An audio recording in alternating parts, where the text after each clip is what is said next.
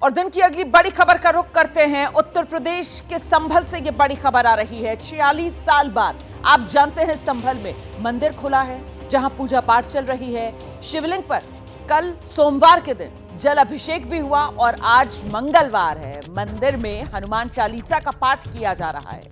यहां मंदिर में शिवलिंग और हनुमान जी की मूर्ति दोनों मौजूद और ऐसे में आज मंगलवार का दिन, हनुमान जी की भक्ति का दिन।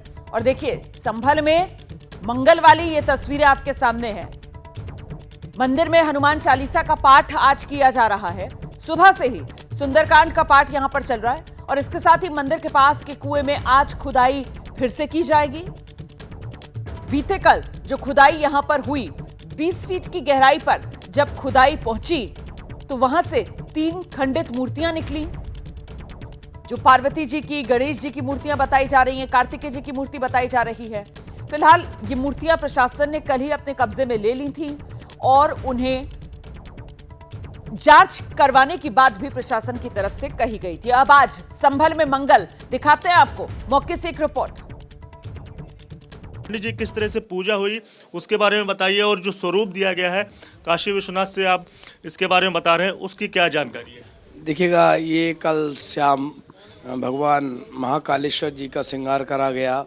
इनको काशी विश्वनाथ जी का महाकालेश्वर जी का रूप दिया गया और यहाँ रात्रि में भस्म आरती भी हुई, महाआरती हुई, यहाँ प्रसाद वितरण हुआ।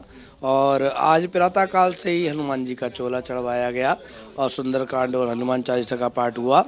और अभी रामायण का भी पाठ प्रारंभ होगा। पार्टी आने वाली है और ये बहुत ही हमारे लिए हर्ष की बात है कि हमारे माननीय मोदी जी और हमारे आदरणीय महाराज जी योगी जी ने हमें ये प्रदान करा, मंदिर हमें दिया। और हमारे शासन के जो हैं सीओ साहब जी और एसडीएम साहब जी और कप्तान साहब जी। ये बताइए, ये जो छत्र लगाया गया है ये यहाँ पर आज लगा है या फिर कल लगा दिया गया था? देखिएगा, ये कल लगाया था बाबा के श्रृंगार के लिए। किस तरह से श्रद्धालु जो पहुंचेंगे, क्या सुंदरकांड का पाठ होगा, हनुमान चालीसा का पाठ होगा? देखिएगा, श्रद्धालु प्रातःकाल 3:30 बजे से ही प्रारंभ हो गए आने यहाँ। और यहाँ जो है आरती और प्रसाद वितरण और हनुमान जी का चोला चढ़ाया गया और यहाँ हनुमान चालीसा का पाठ, सुंदरकांड और बजरंग बाण का पाठ करा गया। और अब थोड़ी देर में यहाँ पर रामायण का पाठ होगा और हनुमान चालीसा ये सब चलेगा। इतने सालों बाद मंदिर खुला है, श्रद्धालु जो आ रहे हैं वो क्या कह रहे हैं? आपसे बातचीत भी होती होगी, इसको लेकर क्या उनकी आस्था जो है वो लगातार बढ़ रही है? देखिएगा, जो श्रद्धालु हैं, अभी 5 जने कल वहाँ से आए थे बनारस से। और वो जो है संभल के प्रशासन के लिए, संभल के अधिकारियों के लिए बहुत बहुत धन्यवाद। और बहुत बेचारे वो कह के गए कि भगवान, और मैं भी कहता हूँ कि उन सबकी आयु दीर्घ आयु हो, खूब फूले फले आनंद करें। उन्होंने, हमारे संभल के प्रशासन जी ने ये मंदिर खुलवाया और बहुत ही संघर्ष के बाद खुलवाया। मैं आभार व्यक्त करता हूँ। और ऐसे में संभल का आज का जो अपडेट है वो आइए जरा विस्तार से आपको दे देते हैं। तस्वीरें मैंने आपको दिखाई हैं, वहां संभलेश्वर मंदिर के पुजारी से भी आपने बातचीत सुन ली। मंदिर में सुंदरकांड का पाठ संभल में चल रहा है। मंदिर के नजदीक ही जो कुआं मिला है वहां पर आज फिर से खुदाई की जाएगी। अच्छा, अतिक्रमण हटाने का काम भी संभल में आज प्रशासन की तरफ से जारी रखा जाएगा और मंदिर से सटे घर का जो अवैध हिस्सा है उसको भी आज हटाया जाएगा। तो ये संभल का पूरा अपडेट जो हमने आपके सामने रखा। इस बीच एक और बड़ी खबर अब मैं आपको बताने जा रही हूँ। संभल के मंदिर से सटे मकान में जो अवैध कब्जा हटाना का काम है वो शुरू हो गया। ये इस वक्त की बड़ी खबर है। ये जो मकान है वो मतीन अहमद का बताया जा रहा है और जो मकान मालिक है मतीन अहमद खुद ही अवैध कब्जा हटाना शुरू कर दिया है। कल पुलिस ने मतीन अहमद के मकान की पैमाइश की थी। मतीन के मकान की छत पर खुद एडिशनल एसपी ने मकान की पैमाइश की थी। मकान मालिक मतीन अहमद से मकान का ब्यौरा मांगा गया था और अब आज जो अवैध हिस्सा है मकान का उसे खुद ही हटाने का काम मकान मालिक की तरफ से शुरू कर दिया गया है। सुनाते हैं आपको, मकान मालिक से बात की हमारे रिपोर्टर ने, क्या कह रहे हैं वो। मंदिर के बगल जिसका मकान है मतीन अहमद, वो हमारे साथ बात करने के लिए मौजूद है। मतीन जी, आपने ये मकान कब खरीदा था? 2002 में। किससे लिया था? सेवाराम जी से लिया था। अच्छा जी। विष्णु जी भी थे या फिर पवन जी? नहीं ऐसा कोई नहीं, सेवाराम जी उन्होंने ही दिया था हमें, रजिस्ट्री हमारे पास ओरिजिनल है इसकी। पुलिस ने अभी यहाँ पर पहुंचकर पड़ताल की, जो पैमाइश है वो भी की, तो वो किस लिए यहाँ पर हो रही थी, क्या आपको बताया गया? पैमाई जितनी रजिस्ट्री में हमारी जगह है उसमें हमारा मकान बना हुआ है, वही नाप तोल करी है प्रशासन ने, वो इतनी है सब। कितना हिस्सा ज़्यादा जो है वो रजिस्ट्री के अलावा ज़्यादा आपने बनाया? बालकनी बाहर को निकाल लेते हैं 100 के लिए, बस वही बाहर को है, वो उन्होंने कहा कि इसे गिरा दियो, हम गिरा देंगे, हमें कोई आपत्ति नहीं है। मंदिर के बारे में क्या जानकारी है? पूजा तब होती थी जब आप यहाँ पर आए थे, तब पूजा होती थी, खुला हुआ था मंदिर। हाँ, कितने लोग आते थे? जो यहाँ के मौजूदा लोग थे वही करते थे, बाहर का कोई नहीं आता था।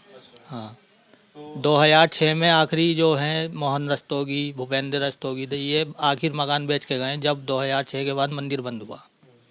उसके बाद भी वो बीच बीच में महीने में 2 महीने में आते रहते थे, साफ सफाई करके पूजा करके चले जाते थे, बस उसके बाद में ये हुआ।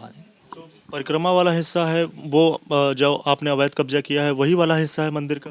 ना, हमने कोई अवैध कब्जा नहीं किया, वो खुद ही बनवाई थी उन्होंने। दूसरी तरफ मंदिर के जो जी वो सब उन्होंने खुद बनवाई थी। तो ये मकान मालिक मतीन अहमद से दिव्यांकर की बातचीत आप देख रहे थे। मैं आपको सीधे लेकर चलती हूँ, हमारे साथ इस वक्त हमारे सहयोगी दिव्यांकर मौजूद हैं और उनके साथ ये मकान मालिक मतीन अहमद भी मौजूद है। दिव्यांकर, यहाँ पर जो वो अवैध निर्माण, जो बालकनी का जिक्र कर रहे थे अभी मतीन अहमद, उसको गिराने का काम इनकी तरफ से खुद शुरू करवा दिया गया है क्या? जरा बातचीत कीजिए इनसे और तस्वीरें दिखा दीजिए। जी बिल्कुल, सबसे पहले रोमाना मैं आपको तस्वीर दिखा देता हूं, फिर मतीन अहमद भी मेरे साथ मौजूद हैं, उनसे मैं बात कर लूँगा। तस्वीरें आप देख पाएंगे कि किस तरह से जो मजदूर है वो लगे हुए हैं, बालकनी वाला जो हिस्सा है उसे फिलहाल तोड़ा जा रहा है और चूँकि मंदिर भी बिल्कुल सटा हुआ है, जिसके चलते जो तिरपाल है वो भी लगा दिया गया है, क्योंकि जो मलबा है वो अगर वो मंदिर की तरफ न गिरे तो इसके चलते जो सुरक्षा के लिहाज से जो श्रद्धालु यहाँ पर पहुँच रहे हैं उनको कोई चोट ना आए, तो इसके चलते यहाँ पर जो तिरपाल है वो भी लगा दिया गया। मतीन अहमद भी हमारे साथ खुद बात करने के लिए मौजूद है। मतीन जी, कितना हिस्सा जो है वो आपको बताया गया है जो अवैध है और वो तोड़ा जाएगा? 2-2.5 फीट लगभग है जो बालकनी निकली हुई है, वही गलत है, बस बाकी सारे पेपर हमारे पास हैं ओरिजिनल, वो हमने प्रशासन को दिखा दीजिए और वो मान भी गए हैं, बोले जो अवैध है इसे गिरा दो, आप नहीं गिराओगे तो हम गिरा देना। तो हमने कह दिया हम अपनी मर्जी से अपनी खुशी से सब काम खुद करा देंगे। अच्छा, तो ये कितना 2-2.5 फीट ही सिर्फ तोड़ा जाएगा? 2-2.5 फीट ही। तो ये ऊपर से लेके नीचे तक तोड़ा जाएगा? जो मंदिर से बगल में सटा हुआ है परिक्रमा वाला इलाका है वो भी हटाएंगे? ना वो सब वैध है, सब उसकी रजिस्ट्री है हमारे पास। एक बार आप तस्वीरों में बताएंगे मतलब क्या क्या हिस्सा जो है वो ऊपर का जो है ना, ऊपर का यहाँ से ऊपर तक, हाँ ऊपर ग्रिल लगी हुई सब निकलेगी, ये पिलर वगैरह सब टूटेंगे।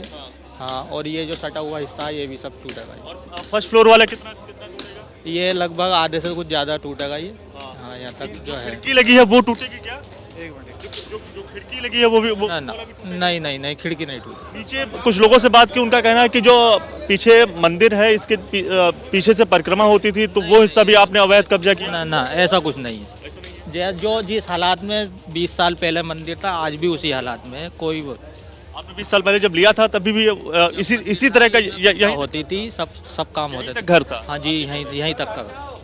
ये तस्वीरें मैं रोमान आपको बता दूं कि किस हिसाब से जो ये घर का जो हिस्सा है वो आपको इन तस्वीरों में नजर आएगा और इसके साथ साथ जो ऊपर वाला हिस्सा है वो फिलहाल उसे जो अवैध है उसे तोड़ने का काम यहाँ पर जो मजदूर हैं वो कर रहे हैं। और इसके साथ साथ जो दीवार बनाई गई थी इसमें मतीन अहमद का ये कहना है कि जो नीचे के हिस्से में नीचे दीवार जो जहाँ पे मंदिर और जो ये इस मकान की दीवार जो सटी हुई नज़र आ रही है ये वैध है। और यहीं तक उन्होंने जब आज से 20 साल पहले तकरीबन जो ये मकान जब खरीदा था तो उस समय भी इतनी ही दीवार मंदिर से सटी हुई थी। तो इस बात का जिक्र मतीन अहमद खुद कर रहे हैं। अब देखने वाली बात होगी कि प्रशासन जब ये जो मजदूरों की ओर से जो अवैध हिस्सा तोड़ा जा रहा है इसके बाद प्रशासन फिर यहाँ पर पहुँचेगा, जो रजिस्ट्री के आधार पर जितना मकान इन्होंने खरीदा था उसको नापा जाएगा और उसके बाद क्या वो क्या जितना हिस्सा अवैध था उसे ही तोड़ा गया या उससे कम तोड़ा गया, तो ये भी देखने वाली बात होगी। लेकिन अभी फिलहाल मैं दोबारा आपके पास आऊंगी, मैं दोबारा आपके पास आऊंगी, आप रहिए हमारे साथ। और तब ये भी बताइएगा कि ये घर जहां अवैध हिस्सा जो है अब उसको खुद ही मकान मालिक की तरफ से हटाने का काम शुरू हो गया है, और वो बता रहे हैं कि जो बालकनी वाला हिस्सा है वो एक्स्ट्रा उन्होंने बढ़ा लिया था 2-2.5 फीट, और उतना ही वो तोड़ रहे हैं। तो दिखाइएगा जरा आप दर्शकों को आगे कि वो मंदिर कहां पर है और कितना नजदीक इस घर से है। इस बीच अगली बड़ी खबर मैं आपको बता दूं, संभल हिंसा की सीबीआई जांच की मांग को लेकर हाईकोर्ट में आज सुनवाई होनी है। इलाहाबाद हाईकोर्ट में जनहित याचिका दाखिल की गई है और इसी पर सुनवाई होगी। पुलिस प्रशासन की भूमिका की जांच की मांग भी की गई है। पुलिस पर फर्जी केस बनाने का आरोप लगाया गया है। 19 स्कूप हैं, अभी तो 2 ही मिले हैं, अभी तो 17 बाकी हैं। और प्रशासन जिस तरह से मेहनत कर रहा है उस तरह से उम्मीद है कि जल्दी सारे 9 के 19 स्कूप जिहादियों के कब्जे से मुक्त होंगे। आपने हरिहर मंदिर, माफ कीजिएगा, ये जो हम आपको बयान सुना रहे थे वो इस खबर से जुड़ा हुआ नहीं था जिस खबर का मैंने जिक्र किया। वो खबर है कि संभल हिंसा को लेकर सीबीआई जांच की मांग, जिसकी अर्जी हाईकोर्ट पहुंच चुकी है, इस पर आज सुनवाई होनी है। और इसी पर और जानकारी के लिए सीधे मोहम्मद मोइन का रुख करेंगे। प्रयागराज से इस वक्त हमारे साथ मौजूद हैं और जरा जानते हैं मोहम्मद मोइन से कब तक ये जो याचिका है वो सुनवाई के लिए आनी है। मोहम्मद मोइन, देखिए, दोपहर 12 बजे के आसपास इस जनहित याचिका पर सुनवाई हो सकती है और ये जनहित याचिका association for protection of civil rights नाम की संस्था की तरफ से दाखिल की गई है।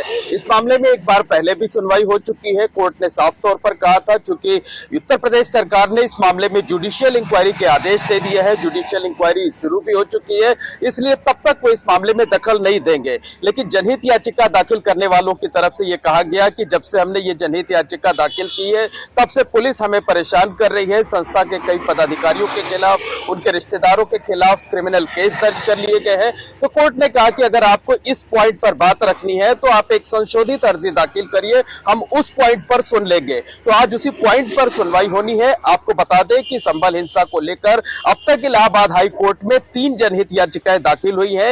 एक केस विड्रॉ किया जा चुका है, जबकि दूसरे केस में ना तो याचिकाकर्ता कोर्ट में पेश हुए थे, ना ही उनकी तरफ से कोई वकील। और ये जो तीसरी जनहित याचिका थी जिस पर आज सुनवाई होनी है, इसे भी कोर्ट ने कहा था कि जब जुडिशियल इंक्वायरी शुरू हो चुकी है तो ऐसे में इस मामले में बीच में दखल देना उचित नहीं होगा। लेकिन कुछ नए पॉइंट्स जोड़े गए थे याचिकाकर्ता की तरफ से, तो आज इन नए पॉइंट्स पर सुनवाई होगी। सुनवाई दोपहर 12 बजे के करीब हो सकती है। आप नजर बनाकर रखिए।